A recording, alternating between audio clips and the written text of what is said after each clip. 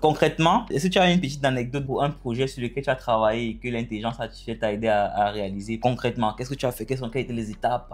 Donne un peu les détails Oui, à ce oui, en niveau. fait, On fait pas souvent trop les vidéos comme ça, mais on peut faire ça aujourd'hui. Normalement, en ce qui concerne l'intelligence artificielle, vous avez par exemple une idée en fait. Vous êtes en train de vouloir développer. Vous émettez l'idée à l'intelligence artificielle et ça vous aide à développer. C'est pas que l'intelligence artificielle développe pour vous, mais c'est vous qui avez l'idée en fait. Vous lui dites, je veux telle chose, je voudrais tel élément. Dès que ça vous a proposé, par exemple, dans le premier test et tout, vous pourriez lui dire carrément que oui, c'est bien, mais j'aimerais ajuster telle chose. Et à chaque fois, il peut faire la mise à jour non-stop pour vous en fonction de votre besoin. Et je crois que c'est quelque chose de tout simplement fascinant. Je me rappelle, on avait fait un exemple pour un paragraphe de ton livre où tu t'es assis devant Mathéo. Mathéo qui était le nom que tu avais donné à ton assistant d'intelligence artificielle.